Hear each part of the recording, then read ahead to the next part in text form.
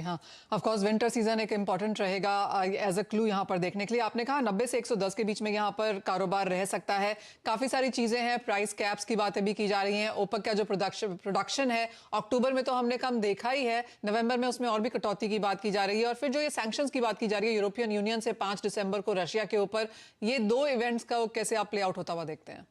देखिए, एक बात बड़ी तय है कि यूक्रेन तो बहाना है। दरअसल जो पश्चिम के देश हैं, यूरोप और अमेरिका, ये कुल मिला के पूरी दुनिया का 50% GDP United states of America and United states of Europe का हो जाता है। इनकी कोशिश ये है कि रशिया जो है उसको तेल का प्रयोग करके, गैस पे सैंक्शंस का यूज करके, इकोनॉमिक सैंक्शन यूज करके रशिया को पैरालाइज करो।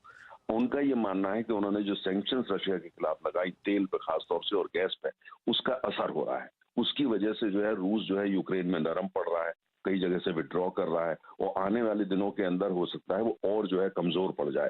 चीन को हमने बाली में G20 में देखा कि चीन पूरी दुनिया के साथ हो गया है और रूस के साथ एकदम ताकत लगा करके खड़ा नहीं हुआ है। तो ये भी इसको रीच कर रही है ऑयल इंडस्ट्री, और पश्चिम भी रीच कर रहा है कि मतलब वो चीन बियॉन्ड ए पॉइंट जो है वो रशिया के साथ खड़ा नहीं होगा, तो रशिया अलग थलग होगा। तो कुल मिलाकर के उससे ये वो है, तो मुझे लगता है आने वाले दिनों में सैंक्शंस बढ़ाई जा सकती हैं।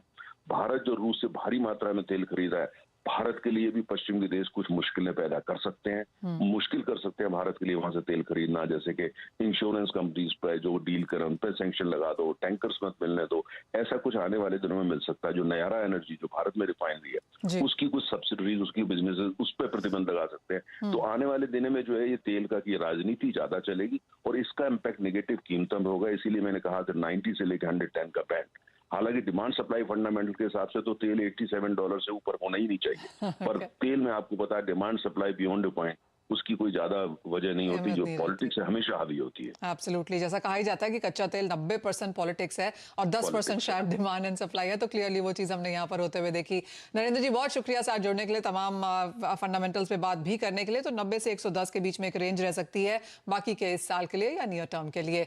लेकिन आगे बढ़ते हैं और बात यहाँ पर मेटल्स की कर लेते हैं, और अच्छी खासी तेजी यहाँ पर कंटिन्यूड है। अगर आप नवंबर का महीना अब तक यहाँ पर देखें तो 8 से 15% तक की बढ़त हमने अक्रॉस मेटल्स यहाँ पर आते हुए देखी है। एल्यूमिनियम यहाँ पर 5 महीने के हाईज पे कारोबार कर रहा है, कॉपर 3 महीने के हाईज पर है, जिंक में अच्छी खासी तेजी है। हमने स्टील को यहाँ पर रिबाउंड होते हुए देखा है। निकल ने कल देर रात 15% का इजाफा यहाँ पर करके दिया, तो सभी मेटल्स में यहाँ पर बढ़त है। राहुल, कैसे देखते हैं और आपकी कोई टॉप पिक यहाँ पर मेटल्स में? राहुल, कैसे देखेंगे आप मेटल्स को? ऑलराइट, राहुल से संपर्क यहाँ पर नहीं बन पा रहा। अनुज, आपने मेटल्स को अगर देखा है तो आपकी कोई टॉप पिक यहाँ पर, top trading strategy? Manisha ji, good morning. देखिए, लास्ट वीक हमने डिस्कस किया था कि कॉपर और लेड टॉप परफॉर्मिंग में रहेंगे और हमने लेड में काफी अच्छा ब्रेकआउट आते हुए देखा है। इवन जो हमने टारगेट दिया था 188 का, वो ऑलमोस्ट अचीव होता हुआ दिख रहा है। हमें लगता है कि बेस मेटल में जो मोमेंटम बना है, हालांकि जिंक अभी भी थोड़ा सा अंडर परफॉर्म है, बट उसके बावजूद अगर हम कॉपर, एल्युमिनियम, लेड की बात करें तो तीनों के अंदर ही काफी अच्छा मोमेंटम देखने को मिला है।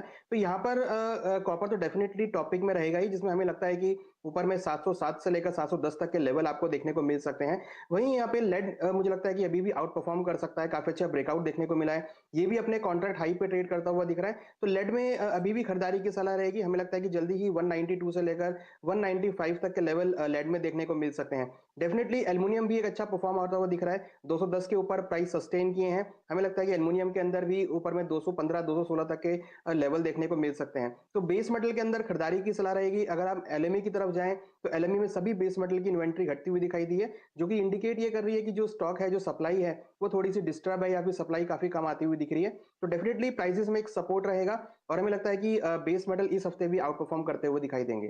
भाई, तेजी यहाँ पर मेटल्स में जारी रह सकती है। राहुल, अगर अब आप हमें सुन पा रहे हैं तो क्या ये तेजी प्रेशियस मेटल्स में भी जारी रहेगी? सोने चांदी में अब यहाँ पर क्या लेवल्स देखने को मिल सकते हैं? मनीषा, जैसे हम लास्ट 2 मंथ से काफी ज्यादा बुलिश थे गोल्ड और सिल्वर पे, बट अब हमें लगता है कि एक प्रॉफिट बुकिंग अटेम्प्ट आ सकता है गोल्ड सिल्वर के लिए। गोल्ड में देखें तो 1784 एक मेजर हर्डल पॉइंट रहेगा, तो वहां पे एक प्रॉफिट बुकिंग की एक्सपेक्टेशन बनती है इंटरनेशनल मार्केट में। वहीं पे सिल्वर की बात करें तो 22.40 एक मेजर हर्डल पॉइंट रहने वाला है।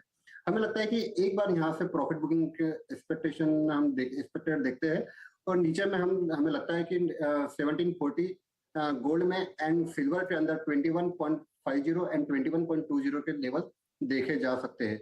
वैसे भी हम देखें तो नियर बाय एक्सपायरी हमेशा गोल्ड सिल्वर में एक थोड़ा प्रेशर बनते हुए दिखता है। तो अब हम जैसे नवंबर मंथ एंड में जैसे देख रहे हैं कि एक्सपायरी बनते हुए दिख रही है, तो हमें लगता है कि एक प्रॉफिट बुकिंग रहना चाहिए। But overall long term prospect पे हम काफी तेज है। यदि गोल्ड 1785 के लेवल को सस्टेन कर जाता है क्लोजिंग बेसिस पे, तो 1800 एंड 1812 तक के लेवल देखे जा सकते हैं। वहीं पे सिल्वर की बात करें तो सिल्वर यदि 22.40 के ऊपर यदि सस्टेन होता है तो 24 एंड 25 तक के भी बड़े लेवल देखे जा सकते हैं। वहीं पे यदि हम एमसीएक्स की बात करें तो एमसीएक्स में देखें गोल्ड के अंदर दैट इज द 53,000 का एक हर्डल रहेगा, 53,100 के स्टॉप लॉस से बेस से चले तो टारगेट रहेगा 52,400 एंड 52,100 का। सिल्वर की यदि हम बात करें तो सिल्वर में 63,100 के स्टॉप लॉस से बेस पे चलिए, टारगेट रहेगा 62,000, 61,500 का। ऑल राइट, खरीदारी की राय है और of course important resistance levels के आसपास सोने चांदी में कारोबार है। सोना 100 रुपए दूर है 53,000 से, तो अच्छा खासा रन अप हमने पिछले एक महीने में यहाँ पर बनते हुए देखा है। इसी के साथ एक ब्रेक ले रुकेंगे। राहुल, बहुत शुक्रिया साथ जुड़ने के लिए। जब लौटेंगे तो बात करेंगे एग्रीकल्चर कमोडिटीज की। हमारे साथ SCA के प्रेसिडेंट भी होंगे अजय झुनझुनवाला, उनसे भी करेंगे कॉन्वर्सेशन।